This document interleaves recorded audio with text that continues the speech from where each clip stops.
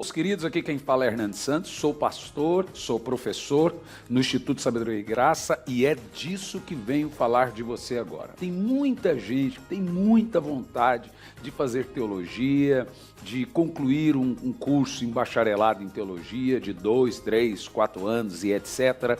Mas é muito difícil. Ainda mais se tratando que você tem que ir lá no curso, disponibilidade de horário e vem as questões de valores. Eu fiz um levantamento por alto dos valores mensais de um curso livre de teologia. Fica na média aí de 500, 600, 700, 800 reais por mês que você paga durante todo o curso. O que nós fizemos? Disponibilizamos uma maneira de você fazer um curso.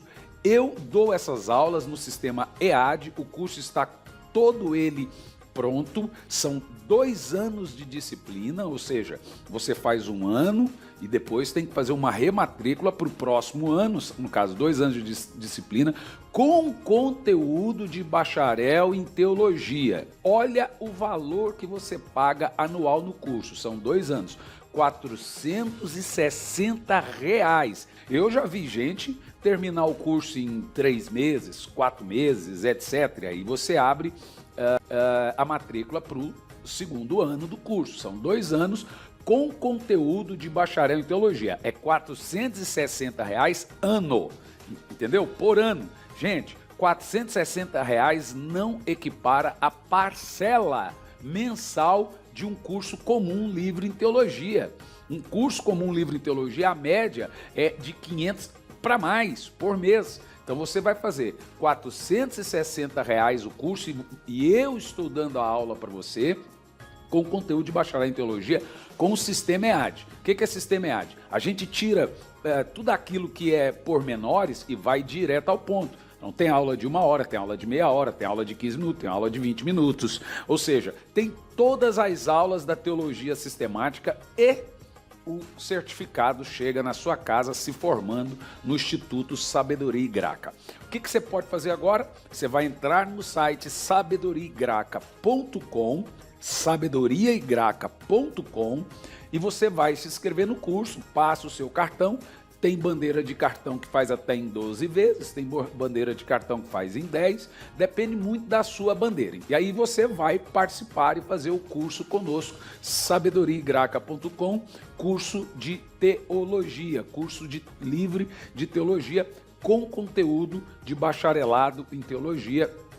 É fantástico, né? A cada 3 meses tem um sistema de provas. Eu mesmo eu mesmo preparei as provas para você e aí você está formado em teologia aí. Se você for bastante rápido, aproveita que esse monte de lockdown que o pessoal está fazendo e fica em casa estudando teologia. Vai ser muito bacana ter você como aluno, tá bom? Então, espero você como meu aluno no Instituto Sabedoria e Graça. Entra no site sabedoriaigraca.com. Que Deus te abençoe.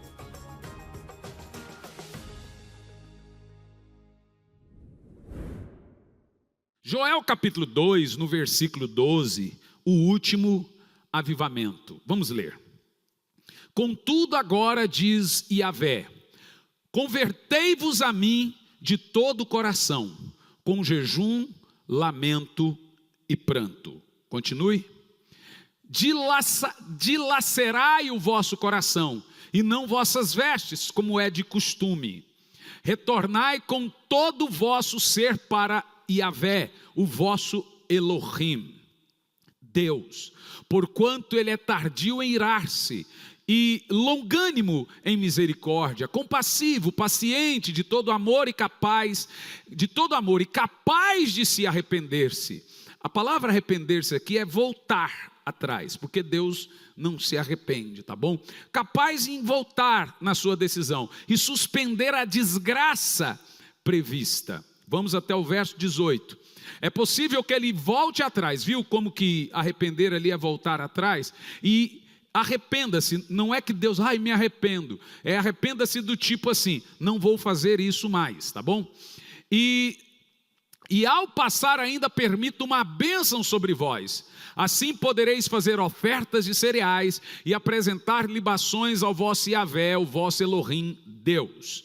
Tocai, pois, o chofar, a trombeta em Sião, determinai um jejum geral, convocai uma assembleia solene, reuni todas as pessoas, consagrai a comunidade, ajuntai os anciãos e líderes do povo, reuni todos os jovens, inclusive os meninos e as crianças que ainda o mamam no peito, saiam o noivo e a noiva, isto é, os recém-casados, seus aposentos. Esse jejum não podia nem. 17. Que os sacerdotes que ministram diante de Yahvé chorem entre o pórtico do templo e o altar, orando nesses termos: ó Yahvé, poupa o teu povo, e não entregues a tua herança ao vexame, para que as nações se escarneçam dele. Porque se haveria de questionar entre os pagãos, onde está o Deus deles? Deus mandou o povo fazer essa oração. Então Yahvé, o Senhor, demonstrou seu zelo por sua terra e teve misericórdia do seu povo. Senhor, então fale conosco, que não seja eu quem fale, mas que seja o teu Espírito falando, Pai, aos nossos corações, em nome de Jesus. Meus amados irmãos, nós cremos de toda a nossa alma, de todo o nosso espírito e de todo o nosso entendimento, que Deus pode, mas não só pode, Ele quer trazer sobre nós um poderoso, sobrenatural avivamento. Deus levantou Joel em um tempo de crise avassaladora, um tempo que a casa de Deus estava abandonada, ninguém se importava mais em servir a Deus ou obedecê-lo, um tempo em que os sacerdotes se embriagavam e que o povo não buscava mais a Deus, um tempo em que a nação inteira dava as costas para Deus e blindava o pecado, não ligavam mais para o pecado. Então Deus levanta o profeta para chamar a nação ao arrependimento. No entanto, a nação não se volta para Deus, eles estavam duros, eles estavam impenitentes, com o coração pedregoso. Então Deus manda seus juízos, preste atenção. Os juízos começam exatamente nessa ordem. Vieram os gafanhotos em 4 bandos diferentes e acabaram com as campinas, com os pastos, com as plantas e toda a colheita. Eles ainda não se arrependeram. Deus manda a fome. Eles ainda não se arrependeram. Deus manda a seca. Eles ainda não se arrependeram. Deus manda a miséria, mas mesmo assim eles não se arrependem. O gado gemia, porque não havia comida e nem bebida, havia seca e miséria, e o povo ainda com o coração duro. Então Deus manda o fogo, que destruiu agora tudo o que resta, o que deixou do gafanhoto, o que deixou da seca. E agora Deus começa a levantar uma nação impetuosa. Olha, veio o gafanhoto, eles não se arrependem, vem a seca, eles não se arrependem, vem a fome, eles não se arrependem, vem fogo, eles não se arrependem. Então agora Deus manda a guerra, uma nação impetuosa, malvada, com seus exércitos cruéis, que marcham em direção a Jerusalém. É nessa hora que Deus levanta um profeta. Joel levanta a voz para dizer que esses fenômenos naturais, seca, fome, fogo, gafanhotos, pestes, doenças e iminência de guerra, ou os exércitos das nações, nada mais era que um símbolo do grande dia de Deus, um símbolo do que Deus deveria fazer e do que Deus iria fazer, ou seja, do grande dia de Deus e demonstração da ira de Deus com a nação que tinha abandonado ele, se voltado aos ídolos, blindava os pecados, os sacerdotes mais bebiam do que pregavam, e agora Deus precisava tratá-los. E essa ira de Deus estava recaindo sobre a nação de Israel com demonstrações naturais, como fome, seca, miséria, peste, guerra e fogo, queimando tudo. E o que o profeta Joel nos ensina aqui? Que se o povo não se arrependesse, e nós vamos ver as características desse arrependimento, Deus não iria retroceder. Era um tempo de crise muito grande em Israel. Pois é nesse momento que Deus coloca na boca do profeta Joel uma palavra de esperança. E Deus chama o povo de volta ao arrependimento. Preste muita atenção no que eu vou lhe dizer. Desse texto que nós lemos, o texto é conhecido só no verso 28, depois disso derramarei do meu Espírito sobre toda a carne, mas pouca gente lê o porquê que veio o derramamento do Espírito Santo. Essa não é uma profecia ou uma mensagem do profeta Joel apenas para 2.700 anos atrás. É uma palavra para mim e para você nos dias de hoje. É uma palavra para a igreja contemporânea. Então deixe-me lhe explicar. Deus não muda os seus modos operantes. O Deus do passado é o Deus de hoje. A linguagem de amor de Deus continua sendo a disciplina, porque eu corrijo e disciplino a quem amo. A maneira que Deus agiu no passado sempre será a maneira que Deus continuará agindo no futuro. Ele disse: eu sou o Senhor e não mudo. Portanto, o que é então avivamento? Preste atenção. Avivamento bíblico é preparar o caminho do Senhor para que Ele venha. Todo avivamento vai gerar no coração das pessoas uma paixão pelo retorno de Cristo. Todo avivamento vai gerar no coração das pessoas um anseio pelo retorno de Cristo. Na Bíblia, despertamento espiritual e avivamento era então preparar o caminho do Senhor para que Ele venha. Pedir avivamento ou esperar avivamento sem preparar o caminho de Deus é como atravessar o carro na frente dos bois. Pedir para a nação jejuar sem pedir para a nação se arrepender é chover no molhado. Pedir para o povo jejuar, dia de jejum, dia do jejum, sem levar o povo a refletir sobre os seus pecados morais e espirituais, sobre suas rejeições espirituais a Deus. Chama um crente para orar hoje para você ver. Isso é um pecado espiritual. Chama um crente hoje para ler a Bíblia. Você acha que nossa conduta espiritual não tem ferido o coração de Deus? Ou nossa conduta moral? Então, pedir avivamento sem preparar o caminho do Senhor, e nós vamos ver como o caminho do Senhor é preparado, é chover no molhado.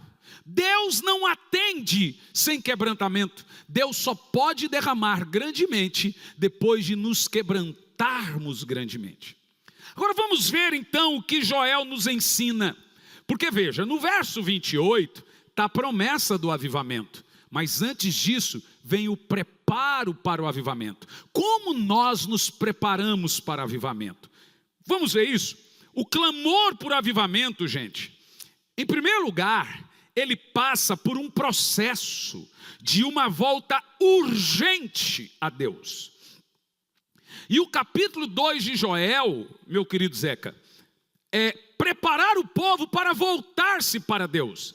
Gente, está na hora, olha, não é pecado você assistir sua série preferida da Netflix, não é pecado você jogar videogame nesse período, não é nada disso, mas está na hora da gente desligar um pouco nossos celulares, desligar um pouco o computador, sair um pouco das séries e voltar-se para Deus.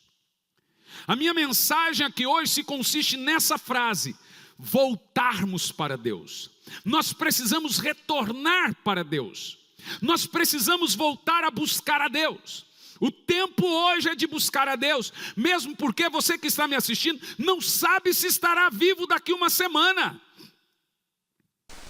É hora de retornarmos para Deus. E o clamor por avivamento, ele passa por esse processo de uma volta para Deus. Todo despertamento e avivamento bíblico acontece depois que Deus levanta profetas para chamar o povo para voltar-se para Ele. Então, nenhum avivamento vai vir enquanto o povo não se arrepender. e voltar para Deus. E não é só dizer, Senhor, eu me arrependo, eu estou arrependido, não. Existe um processo dessa volta. Vamos ver como funciona essa volta para Deus. Em primeiro lugar, qual é a natureza dessa volta para Deus? Primeiro, é uma volta para uma relação pessoal com Deus. Olha o versículo 12, o verso 12. Convertei-vos, no verso 12 está assim, ó. Contudo agora diz Yahvé, convertei-vos a mim. Então, em primeiro lugar, é uma relação para uma volta pessoal com Deus. O Senhor está dizendo, convertei-vos a mim. Isso fala de uma relação íntima, pessoal, sincera com Deus. Voltem-se para mim. A voz de Deus para nós hoje, volte-se para mim. Quantas pessoas estão me assistindo que estão distantes de Deus no seu íntimo? Talvez tem gente aí que está há anos sem orar. Irmãos, até mesmo dentro da minha casa, nós temos que melhorar. Eu tenho dito isso lá em casa. Nosso altar para Deus. O Senhor está nos chamando nesses últimos dias, voltem-se para mim, e a frase é, retorne para mim que eu retornarei para vós. Sabe qual é o problema? Na maioria das vezes, nos crentes contemporâneos, a nossa relação com Deus, ela é institucional. Nós nos relacionamos com a igreja, nós nos relacionamos com os irmãos, nós nos relacionamos com os rituais. E tem gente que saiu da igreja aqui porque disse que estava tudo parado, como se alguma coisa estivesse funcionando. Significa quê? Ai, pastor, eu esfriei tanto com Deus, porque a relação com Deus dessa pessoa está ligada à relação com a igreja. Irmão, deixa eu te falar uma coisa. Como é que você vê igreja? Igreja é um posto de gasolina. Você abastece e vai para a lida do dia. Mas você precisa cuidar do carro. Você precisa cuidar do pneu, cuidar das pastilhas de freio, cuidar do motor, cuidar do óleo, fazer manutenção. Igreja é para você se abastecer, congregar, ter relação com os irmãos. Mas nesse momento que nós estamos vivendo, nem isso a gente consegue. Agora, quem tem uma relação com Deus institucional está em crise. Relacionamos com a igreja, ou seja, trabalha em alguma coisa na igreja, e que agora ninguém consegue. Relacionamos com os irmãos, que agora não pode se fazer visita. Relacionamos com os rituais, mas às vezes não nos relacionamos com Deus. Se o pastor fizer uma campanha de jejum, eu jejum. Se o pastor lançar uma campanha de leitura da Bíblia, eu leio a Bíblia. Às vezes nem isso. Eu notei que desde o dia que lançamos a leitura anual de Bíblia, o pastor Lorivaldo todo dia põe lá o capítulo. Quero saber quantos de vocês estão levando a sério a leitura anual da Bíblia. Porque está lá, o cronograma é enviado certinho. Se o pastor fizer uma campanha de jejum, eu jejum. Se o pastor fizer uma campanha de oração, eu oro. Se o pastor fizer uma campanha de leitura da Bíblia, eu oro. Mas se ele não fizer nada, eu ponho culpa na igreja, porque essa igreja não faz nada. Quer dizer, eu estou frio com Deus, a culpa é da igreja? Então está nas minhas costas a responsabilidade da sua relação com Deus, meu irmão. É isso que a Bíblia diz? Ou a Bíblia diz que cada um vai dar conta de si mesmo perante Deus? No entanto, Deus está nos chamando para uma relação íntima e pessoal com Ele. Ele diz, convertei-vos a mim. Gente, liga esse ar aí, a igreja não tem ninguém, só cadeira, pelo amor de Deus, então eu vou derreter. Convertei-vos a mim. Deus está dizendo, eu quero que você volte para mim. É uma relação pessoal, é uma comunhão íntima, sincera com Deus. É reparar na sua casa o altar da oração e da adoração, da leitura da Bíblia. Faça um culto no lar semanal. Põe um filho para dar uma palavra. Põe outro para orar. Ah, minha família é 3. Faça. Você tem responsabilidade nessa casa. O Senhor está nos chamando para voltar para Ele. Em segundo lugar, qual é a natureza dessa volta? É uma volta com profundidade. Ainda no versículo 12, depois de dizer, convertei-vos a mim, ele diz, convertei-vos a mim de todo o vosso coração. Então, nós temos aqui a largura e a profundidade. O Senhor nos chama para retornar a Ele, mas tem que ser de todo o coração. Ou seja, não pode ser fingido. A coisa mais complexa que existe hoje é o meu coração. Eu falo do meu, é o nosso coração. Você sonda o seu coração? Porque de vez em quando eu me pego sondando o meu. Se sondar o coração fosse uma coisa fácil, Davi não teria pedido, Senhor, sonda-me e vê se há em mim algum caminho mau. Gente, não é fácil ver quando você está fazendo coisa errada. Nós somos crianças crescidas.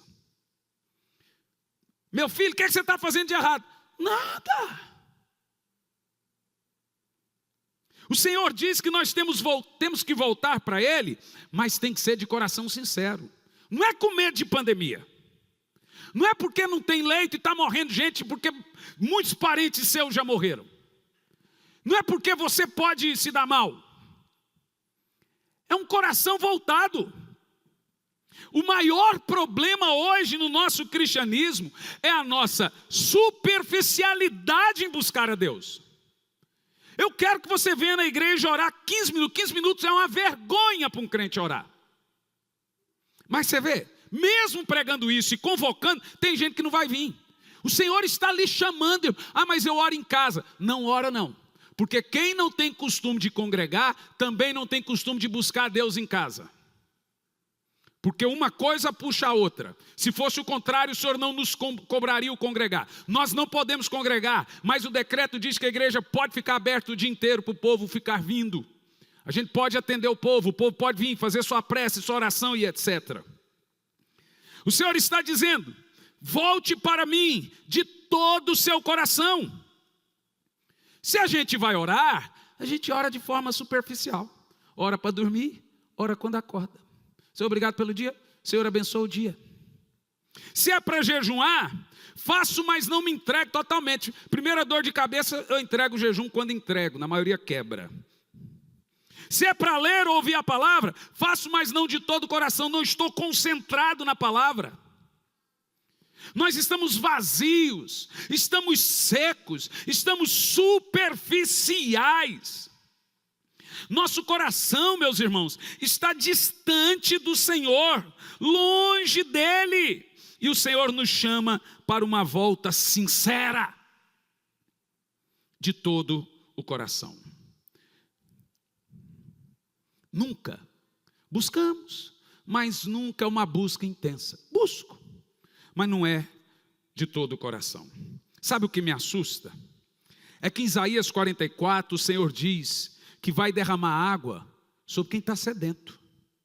Derramarei água sobre os sedentos e torrentes de águas sobre a terra seca. Em outras palavras, a terra seca precisa chamar pela chuva. Em outras palavras, o Senhor só vai despejar do Espírito dele em quem está com muita fome e sede dele. Essa geração que nós vivemos é uma geração de olhos secos. Poucas pessoas ainda choram nos cultos. Poucas pessoas ainda sentem saudade de Deus. Até os crentes sinceros estão capengando, porque na parábola das 10 virgens, até as prudentes dormiram. Até aqueles que amam o Senhor estão cansados, estão capengando. Mas o Senhor nos convoca ao retorno. Se eu não estou sedento, a água do Espírito Santo nunca virá sobre mim. É somente sobre os famintos que virá o mais de Deus. Nunca sobre os superficiais, os acomodados e os rasos. Coisas profundas de Deus não estarão em corações rasos. Coisas sobrenaturais de Deus não estarão em mentes superficiais. Se você vai por águas rasas, você vai aonde você quer, Mas se você vai em águas profundas, é o rio que te leva. Deus quer nos dar mais, gente. Mas será que estamos dispostos a ouvi-lo? Ele não deixou de falar, é a gente que deixou de ouvir. A sede, gente, ela é diferente da fome.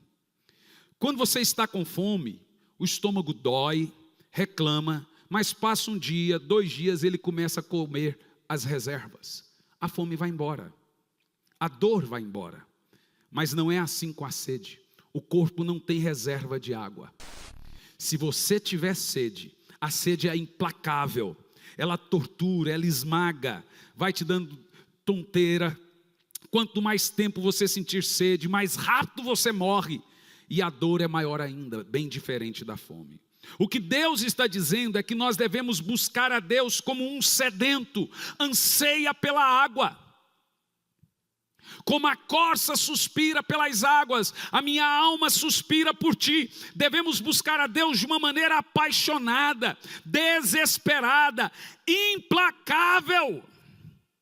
Isso é o que a Bíblia chama, o que o Senhor disse a Joel, buscar de todo o coração. Como alguém que está morrendo de sede num deserto. O que mais precisa acontecer para esse povo do Senhor, em nossos dias atuais, voltar-se para Deus? Vocês ainda estão pensando que isso é uma coisinha que vai sumir e depois vai voltar ao normal? Não, meu irmão. As coisas estão escancaradas diante de nossos olhos. Estamos caminhando sobre páginas da Bíblia, e o povo ainda não se arrepende, não quer orar, não lê Bíblia. O desviado continua desviado, e o que não era está desviando. O que mais precisa acontecer? Seca já temos, já tem gente fazendo saque em supermercado. A morte está andando de bicicleta na rua. Parentes e amigos nossos estão morrendo ali, ó, um monte. Todo dia o Face só tem luto. Se não é nosso, é de um amigo. Se não é de um amigo, é de um parente. Mas só tem. O que mais precisa para você acordar? O que eu queria estar na sua frente, balançar seu ombro e falar, acorda! É isso que Deus está dizendo para Joel. Ei, vai lá e diga para o povo, ó, o que falta para Israel agora é só os caldeus invadir e destruir tudo, porque o resto já aconteceu. E ainda assim, o povo não se arrependeu.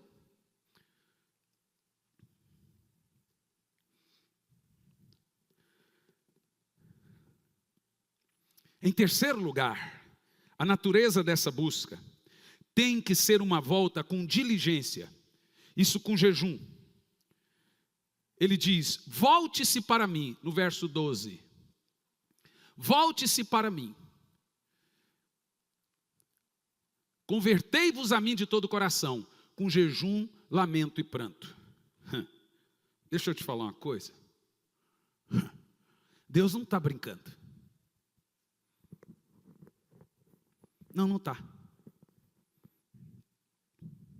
Não é uma brincadeira que nós estamos vivendo. Não basta encher a rua de crente orando. Tem que ter a maneira certa dessa volta. Ele diz aqui, ó, jejum, lamento e pranto. Nós temos que convocar o povo para chorar. Acabou as piadinhas. Acabou as brincadeiras. É momento de prantear. Porque pela dor do povo e também pelos nossos pecados. Vestir espiritualmente cinza, pano de saco. Não literalmente, como um camarada disse aí, que o anjo da morte vai... Gente, o anjo da morte já está aí, ó. Não precisa ninguém trazer revelação que anjo da morte vai matar um monte de gente. Já está matando. Não tem, isso é o óbvio. Não precisa vestir de saco. O Senhor vai dizer aqui, ó, não rasgue as vestes. Rasgue o coração. Quando a Bíblia manda você vestir de saco, é igual a piadinha que tinha antigamente com o orgulhoso. É calçar as sandálias da humildade. Toda a nossa arrogância agora está indo por terra. Nem rico e nem pobre, todos agora estão nivelados, estão morrendo na fila. É todo mundo igual agora no mundo todo. O rico, só se ele for corrupto para conseguir uma vacina.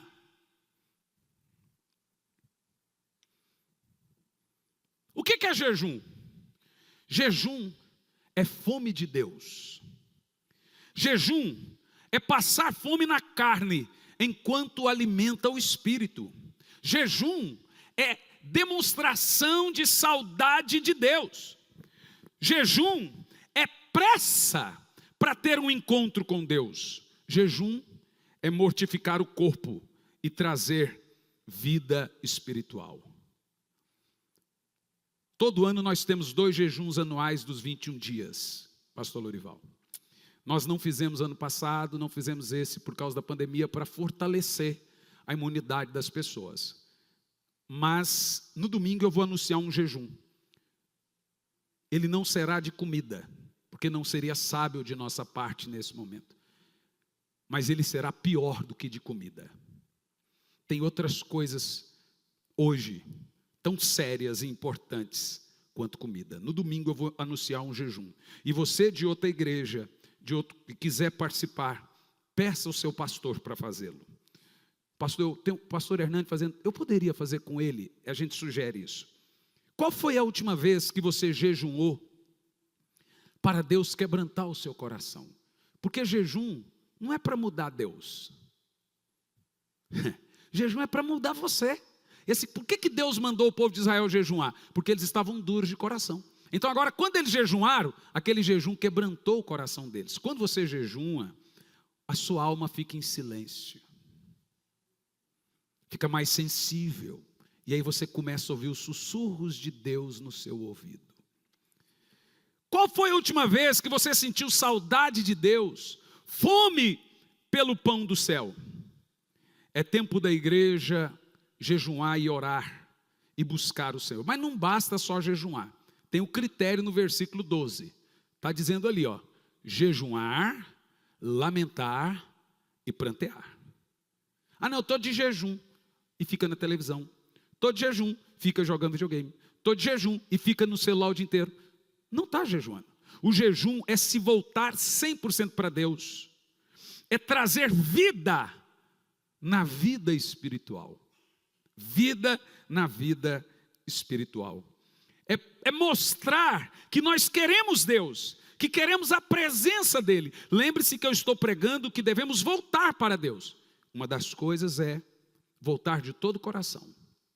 E a outra é com jejum. Jejum é uma das maneiras de voltarmos para Deus.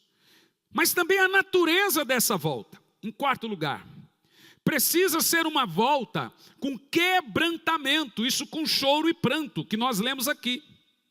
O grande problema que vemos hoje nas igrejas é que temos muito medo das emoções. A pessoa confunde culto racional com culto seco. O povo tem medo de sentir emoção. Nós andamos hoje com os olhos enxutos demais. É pouco quebrantamento e muito divertimento.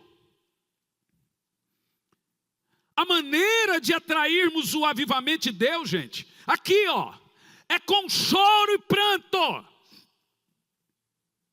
Choro e pranto. Esse é o padrão de Deus para avivamento. Choro e pranto. Os movimentos podem ser bênção. Eu prego em tantos, eu gosto, eu vou lá e prego a palavra de Deus. Um congresso de casal, um congresso de família, é uma bênção. Mas avivamento tem uma regra, tem um modo operante. E o modo é choro e prantos. Choro e prantos. Existem ainda igrejas que proíbem manifestações emocionais. Gente, não se manifesta, o irmão ora em língua, o cara já ora ali, outro já chora. Irmão, está dando lugar para a alma. Mas olha o Senhor falando aqui, que essa volta para ele, ela tem também que ser uma volta emocional. Tem que chorar, tem que prantear, e ele manda os ministros também chorar. E quando você for a Deus, voltar a ele em oração, no primeiro dia pode ser que você fique seco, no segundo, mas no terceiro para o quinto dia, você não vai aguentar mais ficar sem chorar, porque ele vai estar ali, lhe mostrando coisas que você ainda não via.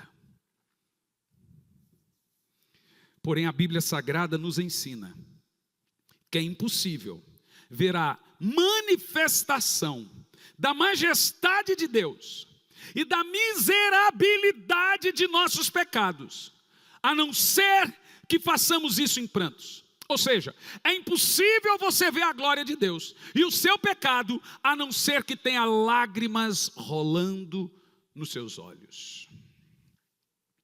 Falta-nos quebrantamento e sobra-nos entretenimento, divertimento. Falta-nos olhos molhados pela manifestação do Senhor. O Jean nem sabia que eu ia pregar isso e cantou aquela canção que como disse aqui o Vieira, mandou uma mensagem, que os assembleianos, igual ele, né?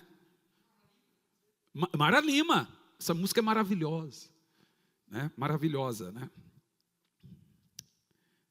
Em quinto lugar, essa volta precisa ser sincera. Olha o versículo 13.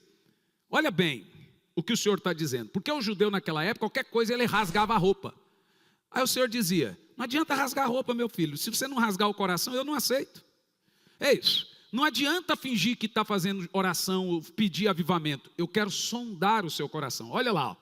Dilacerai o coração e não as vestes. É a brincadeirinha de calçar as sandálias da humildade. Ei, se quebranta. Quando é que os grandes líderes vão se arrepender, continuarem penitentes? Porque eu não sou um pastor de tanta proporção nacional. Eu sei onde chega o meu nome, mas tem gente aí que tem canal de 15 milhões, né? Pastor aí que tem um canal dele de 15 milhões, outro de 2 milhões. O meu é pouco ainda, está entre os 10. É pouco. Então, mas eu tenho o meu alcance é a minha igreja e alguns de vocês. E aí essa mensagem ela está ecoando.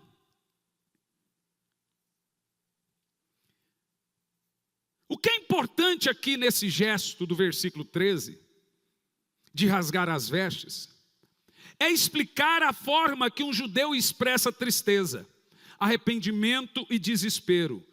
Davi rasgou as vestes. Quando Jacó ouviu dos filhos que José tinha morrido, ele rasgou as vestes. O Senhor está dizendo que de repente, essa prática de rasgar as vestes passou a ser apenas um ritual. Eles rasgavam as vestes, mas o coração não era genuinamente arrependido e quebrantado. Muitas vezes nós agimos assim. Nós expressamos externamente que estamos arrependidos, mas lá no fundo do nosso coração não há nenhum quebrantamento.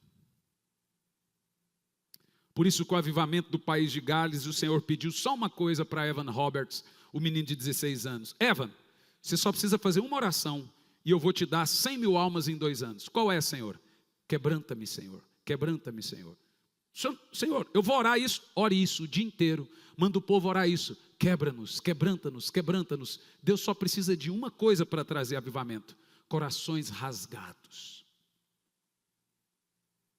corações dilacerados,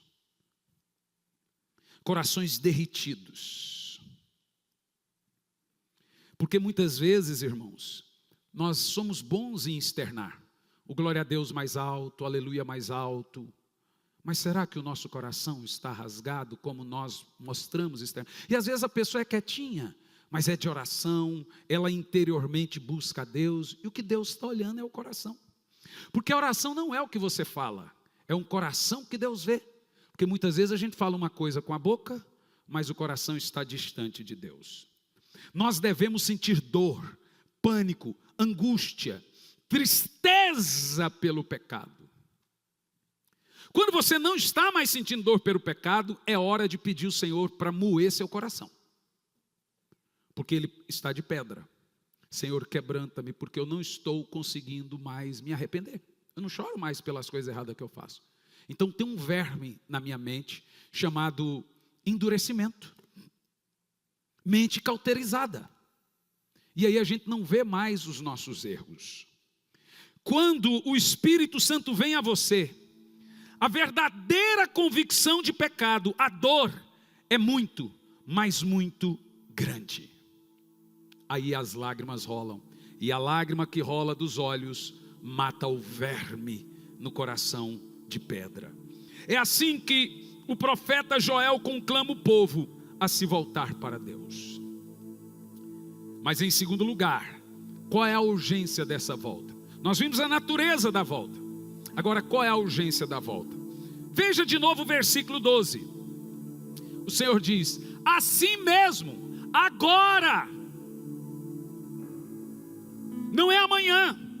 Quando o profeta diz agora mesmo, ele está dizendo o seguinte: é a última hora para voltar-se para Deus. É como se estivesse sem tempo. Ainda que no hospital, ainda que na dor, ainda com Covid, ainda com bactéria, ainda que desenganado, ainda há tempo de voltar para Deus. Ainda que ache que no momento você perdeu tudo, e tem gente que está perdendo tudo. O dinheiro falta, a empresa fecha, você começa a vender as coisas. Ainda que tudo esteja perdido, se o povo de Deus se voltar para Deus, teremos esperança.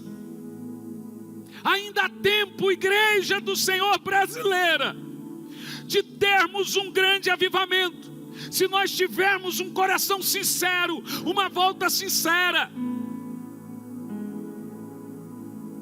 Ah, meu Deus. Assim como nós defendemos nosso candidato, nosso político preferido, vestimos a camisa, brigamos no Face, e não estou questionando isso, vamos também conclamar algo com tanta eficácia. Queridos, o avivamento vem em tempo de crise, ele vem em tempo de dor, porque o Senhor precisa nos quebrantar, para depois derramar. É quando tudo está perdido, que Deus manda avivamento.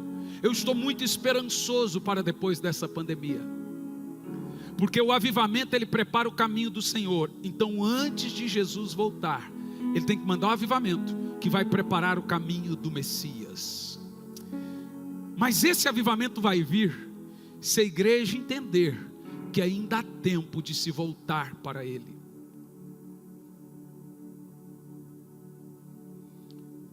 É tempo de voltar-se para Deus, porque ainda Deus pode agir. Sabe o que é interessante? Ainda Ele pode agir. Ele dizia: ainda vou derramar bênção, vou tirar a praga, vou tirar a seca. Irmão, estou toda arrepiada aqui agora. Vou mandar os inimigos embora, vou tirar tudo, e ainda vou derramar bênção. E aí no verso 28 ele diz: e derramarei do meu espírito. Uau!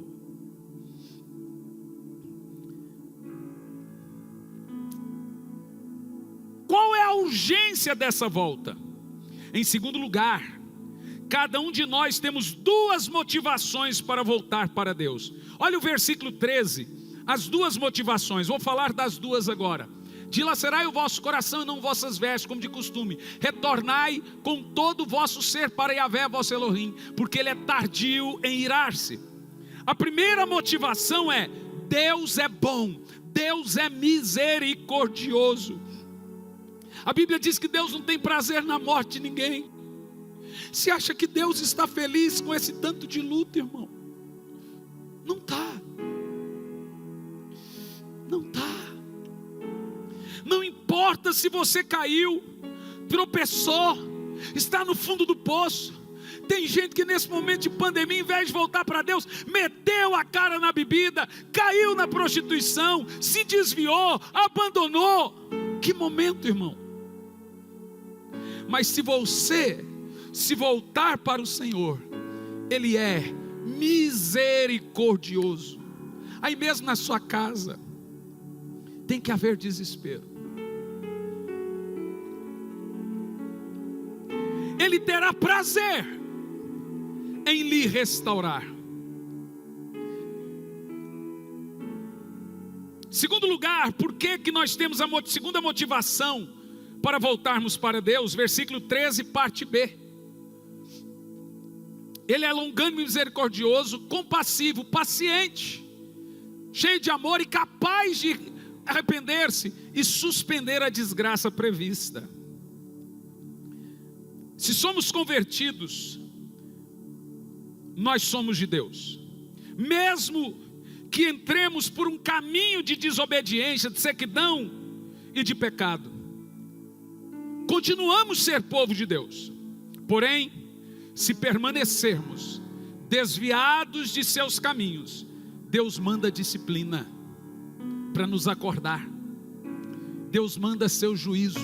Oh, meu Deus.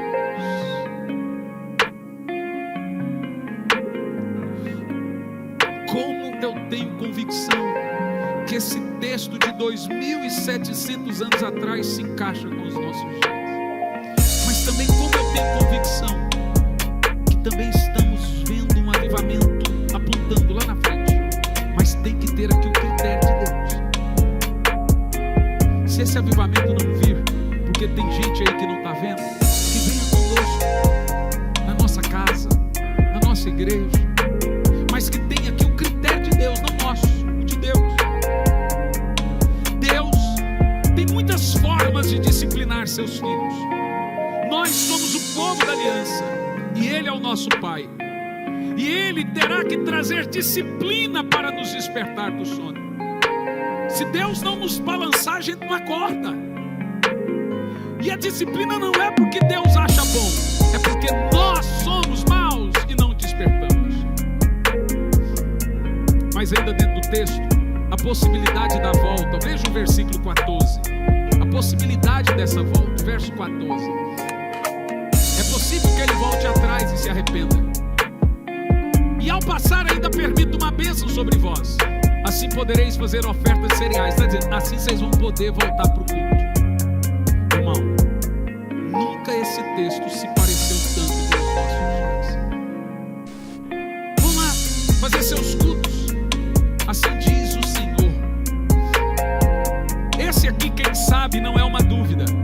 É uma forma de Deus dizer o seguinte: se vocês não vos arrepender, se nós não nos voltarmos para Deus, se nós não nos humilharmos, se os nossos olhos não estiverem cheios de lágrimas, se nós não voltarmos de todo o coração, Ele não se voltará para nós.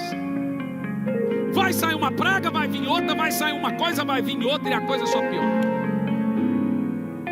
Mas em quarto lugar, a grande pergunta dos versos de 15 a 17: quem deve voltar-se para Deus? Versos de 15 a 17. Tocai, pois, a trombeta em Sião, determinar um jejum geral, convocai uma assembléia solene. Reuni todas as pessoas, consagrai a comunidade, ajuntai os anciões e líderes do povo, reuni os jovens, inclusive meninos e as crianças que ainda o mamam. Você vai ter que pôr seu bebê para jejuar de alguma maneira. Por isso que o nosso jejum terá faixa etária de idade. Até tal idade o jejum para esses tal é assim, tal idade é assim, tal idade é assim. Está dizendo aqui que até quem está em noite de núpcia tem que jejuar, sair dos aposentos e orar. Então ele diz: ajuntai os anciãos.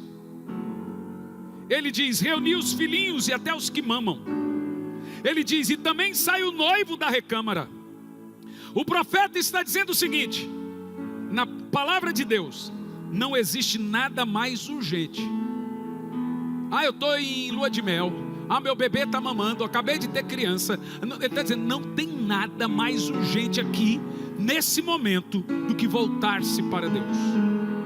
Seu trabalho não é mais urgente que voltar para Deus. Pôr comida na mesa não é, por isso que ele manda jejuar. Nada aqui na palavra do profeta, de Deus na boca do profeta, é mais urgente do que voltar-se para Deus. Porque muitos dizem: acabei de me casar, tem que dar tempo agora, e tem não sei o quê. O profeta está dizendo que não há nada mais urgente do que acertar a sua vida com Deus, para que Ele produza um intenso e genuíno avivamento. E isso de todo o coração. E o texto diz no verso 17, com lágrimas nos olhos. Mas também no verso 17, Joel tem uma palavra especial para aqueles que ensinam. No verso 17, que os sacerdotes que ministram diante do Senhor chorem. Mas ainda tem pastor ainda contando piada. Chorem. É muito triste quando o povo de Deus é motivo de zombaria e escárnio. É triste quando a igreja muitas vezes é conhecida mais por seus escândalos do que pelas suas boas obras. E a principal razão para buscarmos um avivamento é a própria honra do nome do Senhor. E nós honramos o nome do Senhor com o nosso bom testemunho. Avivamento é glorificar a Deus, é a vindicação da glória manifesta de Deus. Veja o texto: porque hão de dizer entre os povos, onde está o teu Deus? Vê só. Veja que essa oração, Deus disse para Joel ensinar o povo a orar isso. Deus está dizendo, manda o povo orar, e ainda dizer: Senhor, aplaca a sua ira, porque senão vão questionar a nosso culto ao Senhor. Já tem gente aí questionando: cadê os curandeiros aí para curar a Covid? Cadê as igrejas agora? Gente, veja como estamos vivendo esses dias. Quando o povo de Deus não busca o Senhor, preferem viver uma vida neutra, apenas religiosa, o nome do Senhor é motivo de escárnio. Deus quer trazer sobre nós um grande avivamento, não para nosso benefício, mas para a glória dele. Eu termino aqui no versículo 12. Quais são os 18? Quais são os resultados dessa volta? Versículo 18. O Senhor demonstrou o seu zelo por sua terra e teve misericórdia do seu povo. Eu vou terminar lendo o verso 28. Quando o povo obedeceu, se arrependeu, jejuou, o Senhor aplacou a ira, os gafanhotos foram embora. O que acontece? Verso 28. Olha lá. Depois desses eventos, derramarei do meu espírito sobre todos os povos.